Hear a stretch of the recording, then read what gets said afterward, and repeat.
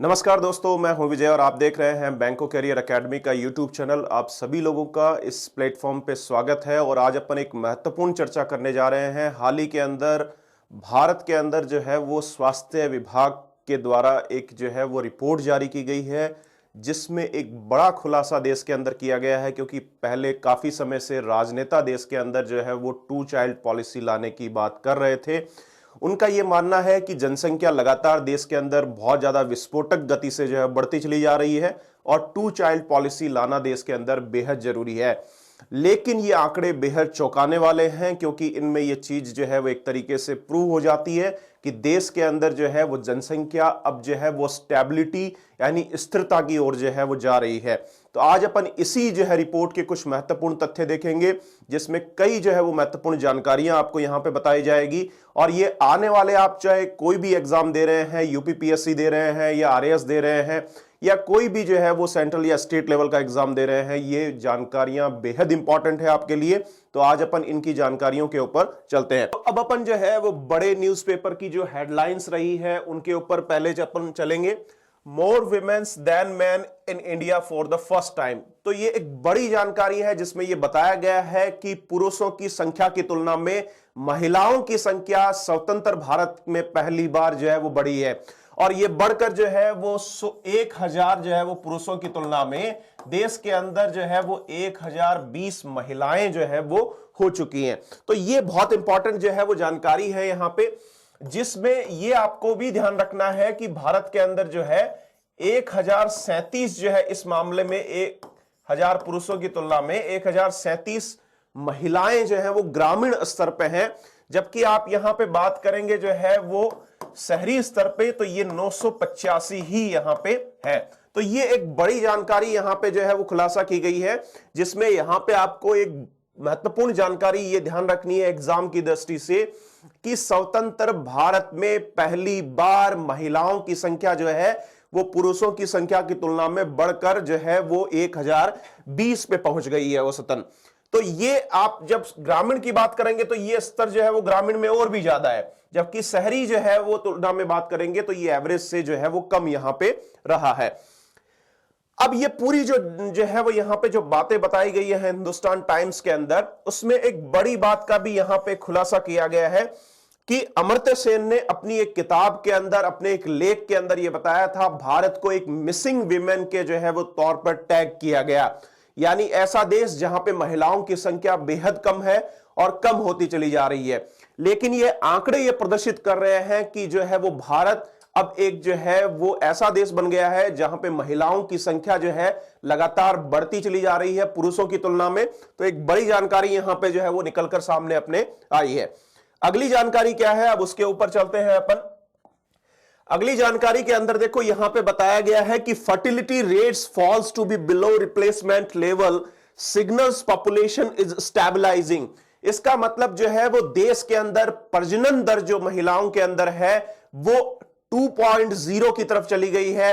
और ये 2.0 जो लेवल है यहां पे, ये आपका रिप्लेसमेंट जो रेट होती है, रिप्लेसमेंट रेट यहां पे 2.1 बताई गई है इंटरनेशनल लेवल पे, वो अब जो है वो उस लेवल से भी नीचे चली गई है। इसका मतलब भारत की जनसंख्या अब जो है वो स्थिर अवस्था की तरफ जा रही है। यानी जनसंख्या के अंदर आने वाले समय के अंदर ना तो ज्यादा वृद्धि देखने को मिलेगी और ना ज्यादा कमी देखने को मिलेगी। यानी ये धीरे धीरे स्टेबलाइज होती चली जा रही है। अब ये स्टेबलाइज जो हो रही है वो अर्बन सेक्टर के अंदर जो यहां पे टीएफआर है, जिसको टोटल फर्टिलिटी रेट कहा जाता है, जिसका मतलब प्रति महिला जो है वो कितने बच्चों को जन्म दे रही है, उसी का मतलब टीएफआर यहां पे होता है। तो टीएफआर के तहत जो है वो अर्बन स्तर पे आप बात करेंगे तो 1.6% है, जबकि आप ग्रामीण क्षेत्र की तरफ बात करेंगे तो ये रेट 2.1% है। लेकिन जब आप भारत की बात करेंगे ओवरऑल तो ये रेट जो है वो 2.0% है। अब यदि आप राज्य वाइज यदि इस चीज को देखते हैं यहां पे, तो आपको यहां पे देखने को मिलेगा कि टीएफआर जो रेट है यहां पे वो सबसे कम किन राज्यों के अंदर है। तो यहां पे सबसे कम वाले राज्य जो है 5 राज्य आपको बताए जा रहे हैं। पंजाब, वेस्ट बंगाल, महाराष्ट्र, कर्नाटका और आंध्र प्रदेश वो राज्य हैं जहां पे ये निम्नतम स्तर पे है, जबकि आप हाईएस्ट टोटल फर्टिलिटी रेट की बात करेंगे तो आपको ध्यान रखना है कि बिहार वो राज्य है जहां पे टीएफआर सबसे ज्यादा बनी हुई है। यानी बिहार के अंदर प्रति महिला कम से कम 3 बच्चों को जन्म देती है। लेकिन आप इसी श्रृंखला में देखेंगे तो मेघालय के अंदर यह 2.9% है, उत्तर प्रदेश के अंदर यह 2.4% है, जबकि आप झारखंड और मणिपुर की बात करेंगे तो यहां पे 2.3 और 2.2% है। लेकिन आप राजस्थान और मध्य प्रदेश जैसे बड़े राज्यों की बात करेंगे तो वहां पे 2.0 यानी नेशनल एवरेज के बराबर ही बना हुआ है। तो एक बड़ी जानकारी यहां पे जो है वो बताई गई है कि टीएफआर रेट भी जो है वो इंटरनेशनल लेवल के रिप्लेसमेंट लेवल से कम जा चुकी है यहां पे। तो इसका फर्क क्या पड़ेगा, एक इंपॉर्टेंट जानकारी ये इसलिए है क्योंकि यदि वो नेशनल लेवल के जो है वो लेवल जो यहां पे 2 पॉइंट जो है वो 0 बना हुआ है जो कि इंटरनेशनल रिप्लेसमेंट लेवल से कम है, यदि यही स्थिति भारत की चलती गई और वो 2.0 से भी यदि नीचे आते गया तो आने वाले समय के अंदर जो है वो भारत की जनसंख्या मौजूदा जनसंख्या से कम होने लगेगी और यह प्रभाव आने वाले 30 से 35 सालों में अपन को देखने को मिलेगा। दूसरा सबसे बड़ा प्रभाव यहां पे यह होगा कि युवा जनसंख्या जो है वो आने वाले समय के अंदर इसी माध्यम से धीरे धीरे कम होती चली गई जाएगी। तो ये भी एक जो है वो एक बड़ा जो है वो यहां पे रिजल्ट इसका निकल के आएगा। और यहां पे एक एडिशनल इंफॉर्मेशन और यहां पे दी गई है कि quarter of the adults are obese यानी मोटापे से ग्रसित लोगों की संख्या भी इस दौरान बढ़ी है। Highest rise among women's in urban areas, और सबसे ज्यादा मोटापा शहरी महिलाओं के अंदर जो है वो देखने को मिला है। यहां पे इस डेटा के माध्यम से यह बताया गया है कि 57% of all womens reproductive age are anaemic, यानी 57% यानी आधे से भी ज्यादा महिलाएं एनेमिक है, यानी उनके अंदर खून की कमी जो है वो यहां पे दिखाई गई है। तो ये सारी स्थितियां यहां पे बताई जा रही हैं। शहरों के अंदर महिलाओं का वजन जो है वो पुरुषों की तुलना में ज्यादा बढ़ता नजर आ रहा है और इसका सबसे बड़ा कारण जो है वो वहां की लाइफस्टाइल है। यहां पे अगली कुछ जानकारियों के ऊपर और चलते हैं। यहां पे कुछ समराइज यहां पे चार्ट के माध्यम से किया गया है टीएफआर को। यहां पे तो आप देख रहे हैं जो जानकारी हमने पहले ली है वही सारी बातें यहां पे बताई जा रही हैं कि उत्तर प्रदेश के अंदर टीएफआर 2.4 है, बिहार के अंदर 3 है, मेघालय के अंदर 2.9 है, महाराष्ट्र के अंदर 1.7 और गोवा के अंदर 1.3 है। जम्मू एंड कश्मीर की बात करेंगे तो 1.4 यहां पे बताया गया है। नेक्स्ट जो है वो जानकारी के ऊपर चलते हैं। यहां पे जो बच्चियां हैं या आप ये कह सकते हैं कि 18 साल से कम लड़कियों की उम्र के अंदर जो शादियां कर दी जाती हैं, यानी आप एक तरीके से उसको बाल विवाह कह सकते हैं, उस बाल विवाह के मामले में क्या जो है यहां पे इस रिपोर्ट में बताया गया है कि जो है यहां पे जो मैरिज है 18 साल से पहले ही, 18 साल की उम्र हासिल करने से पहले ही जिनको ये विवाह हुए हैं, उसके मामले में सबसे ज्यादा जो है वेस्ट बंगाल राज्य रहा है, जहां पे ऐसी स्थिति जो है वो 41.6% देखने को मिली है। जबकि बिहार और त्रिपुरा ये 3 टॉप राज्य हैं जहां पे बाल विवाह की स्थितियां जो है वो सबसे ज्यादा है। लेकिन आप राष्ट्रीय औसत की बात करेंगे तो ये औसत जो है वो 23.3% है और ये 23.3% जो है वो पहले के मुकाबले जो है वो कम हुआ है। यानी लोगों में बाल विवाह को लेकर जो ये कुप्रथा बनी हुई है उसको समाज धीरे धीरे जो है वो दरकिनार करता चला जा रहा है। और यहां पे इसीलिए 26.8% जो कि पहले की रिपोर्ट में था, अभी ये घटकर 23.3% पे चला गया है। यानी बाल विवाह के अंदर कमी जो है वो यहां पे देखने को मिली है। तो ये आपको एग्जाम में पूछा जा सकता है कि जो इस तरीके के जो विवाह है यहां पे उसमें नेशनल लेवल पे 23.3% की स्थिति है। जबकि आप टॉप 3 राज्य की बात करेंगे यहां पे तो वेस्ट बंगाल में सबसे ज्यादा हालात खराब है, यहां पे 41.6% है, बिहार और त्रिपुरा उसके बाद में यहां पे रहते हैं। तो इस रिपोर्ट में एक बड़ा खुलासा जो है वो यहां पे लड़कियों के 18 साल से पहले के विवाह के हालातों के बारे में भी यहां पे बताया गया है। इसके बाद में अपन अगली जानकारी पे चलते हैं। यहां पे एक सैनिटाइज जो है माहौल में रहने से संबंधित जानकारी बताई गई है। यानी घरेलू स्तर में 70% जो है वो यहां पे भारतीय जो है वो ऐसे हाउस होल्ड से बिलोंग करते हैं जो यहां पे सुधारे हुए सैनिटाइज यानी जो है वो स्वच्छ जगह पे यहां पे रहते हैं। तो ये पूरा डायग्राम जो आप यहां पे देख रहे होंगे यहां पे पिक्चर के अंदर, ये percentage populations living in house holds that use N improved sanitation facility, जो एक स्वच्छता वाले माहौल के अंदर रहने को यहां पे बताती है। तो जब आप परसेंटेज की बात करेंगे तो केरल के अंदर सबसे ज्यादा लोग जो है वो सैनिटेशन वाले हाउस होल्ड में रहते हैं, जबकि हिमाचल प्रदेश उसके बाद में है 81.1%। लद्दाख और बिहार जैसे राज्यों के अंदर बहुत ज्यादा कम स्तरीय बना हुआ है। आप ये कह सकते हैं कि ये एक डेंजरस जो है वो जोन है, यानी 50% से भी बिलो यहां पे जा रहा है। इसके बाद में अगली जानकारी यहां पे जो है वो आपको इस ग्राफ के माध्यम से देखने को मिल रही होगी। इसमें यहां पे ये बताया जा रहा है कि जो एनीमिया है, यानी खून की कमी जो यहां पे बच्चों के अंदर और माताओं के अंदर जो बनी हुई है, वो उसके हालात देश के अंदर क्या बने हुए हैं। तो आप जब 6 से 59 जो है वो मां के बच्चे की बात करते हैं यहां पे, तो अभी इस रिपोर्ट के अंदर जो है ये बताया गया है कि इस रिपोर्ट में 67.1% बच्चे, यानी 1/3 बच्चे आप बोल सकते हैं, जो एक तरीके से एनीमिया से ग्रसित हैं। जबकि महिलाओं की बात करेंगे 15 से 49 वर्षीय उम्र के अंदर, तो यह आंकड़ा 57% का है, यानी आधी से ज्यादा महिलाएं एनीमिया से जो है वो ग्रसित हैं, जो कि एक तरीके से खून की जो है वो कमी को बताती है।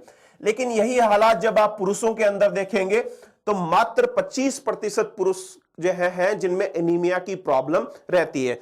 तो ये हालात जो है वो महिलाओं और बच्चों में काफी दयनीय है। इसके ऊपर सरकार को यहां पे काम करना होगा आने वाले समय के अंदर। तो ये स्थिति यहां पे बताई गई है। आगे की स्थिति में जो है यहां पे क्या बताया गया है कि कुपोषण की वजह से, यानी माल न्यूट्रिशन यानी कुपोषण की वजह से बच्चों के जो है वो विकास नहीं हो पा रहे हैं, प्रॉपर ग्रोथ वहां पे नहीं हो पा रही, इसकी वजह से हाइट में कमी हो रही है, या कहीं पे जो है उनका जो वजन है वो सही नहीं बढ़ पा रहा है। स्टंटेड ग्रोथ यहां पे जो है वो किसको कहा जाता है कि उम्र के हिसाब से लंबाई जो है वो नहीं बढ़ पा रही है। तो ऐसे हालात जो है वो 35.5% बच्चों के अंदर बने हुए हैं। तो ये हालात जो है वो यहां पे देखने को मिल रहे हैं। इसके बाद में आप वेस्टेड जो है वो यहां पे हालातों की बात करेंगे। ये स्टंटेड, वेस्टेड और अंडरवेट तीनों ही कुपोषण के लक्षण हैं जो बच्चों के अंदर देखने को मिलते हैं यहां पे, और ये 5 साल से कम बच्चों के हालात को निरूपित कर रहे हैं यहां पे। जब आप वेस्टेड ग्रोथ की बात करेंगे तो इसका मतलब है कि किसी भी बच्चे की लंबाई के मुताबिक उसका वजन नहीं बढ़ रहा है, तो उसको वेस्टेड ग्रोथ यहां पे कहा जाएगा। और ये 19.3% यहां पे जो है वो रहा है। जब आप अंडरवेट की बात करेंगे, अंडरवेट का मतलब है कि बच्चे की उम्र के हिसाब से उसका वेट नहीं है, यानी वो कम वेट रहा है, उस स्थिति में जो है यहां पे 32.1% की स्थिति रही है।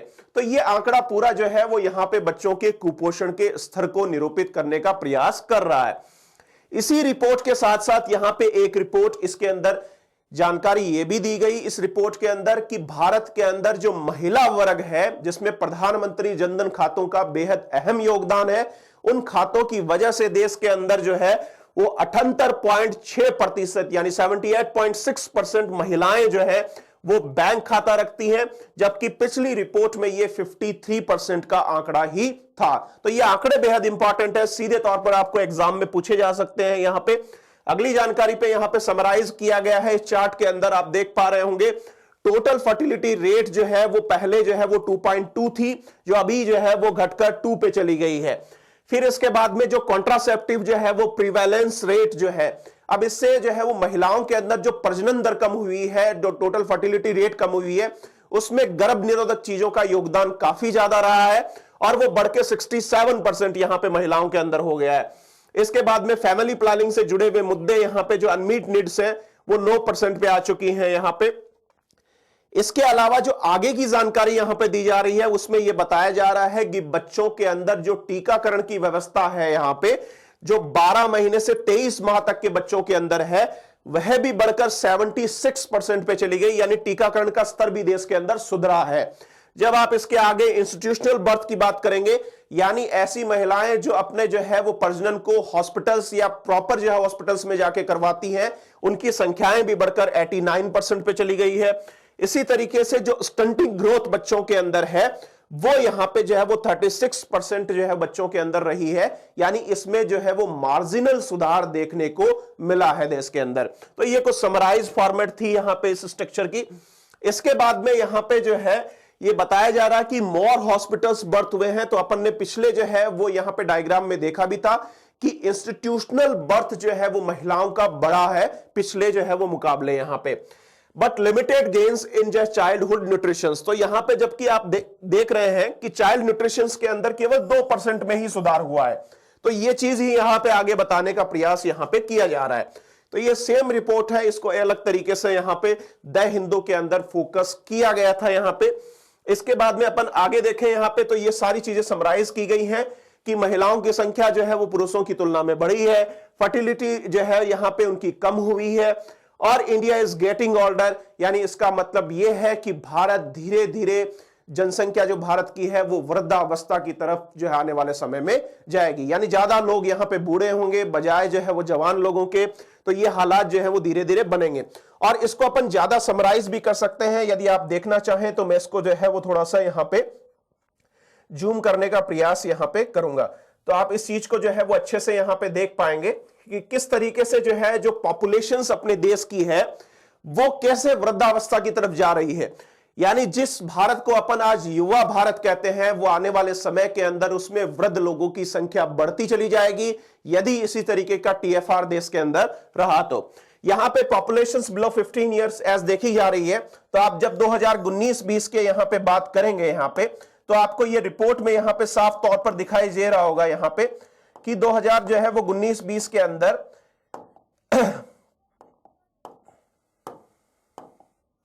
तो 2019 और 21 के आंकड़े के अंदर ये 26.5 जो है वो परसेंट पे यहां पे रह गया, जबकि आप 1992-93 से बात करेंगे तो ये 15 साल से जो है वो कम आयु के जो बच्चे थे वो 38% हिस्सा बनाते थे, और ये 38% से आप देख रहे हैं कि घटकर जो है वो 26.5% पे चला गया। यानी युवाओं की संख्या जो है वो धीरे धीरे अपने जनसंख्या के अंदर घटती चली जा रही है। तो ये आने वाले समय में हो सकता है ये एक चिंताजनक विषय भी रहे, लेकिन ये इसका परिणाम आने में 30 से 35 वर्ष लगेंगे। तो अभी जो है वो इन चीजों पे सरकार जो है वो गौर नहीं कर रही है। इसके बाद में कुछ जानकारियां यहां पे चाइल्ड न्यूट्रिशन की दी गई है, जिसकी जानकारी अपन ले चुके हैं। यानी न्यूट्रिशन से संबंधित सुधार तो हुए हैं, लेकिन वो सुधार बहुत कम है, उन पे सरकार को अभी भी काम करना होगा।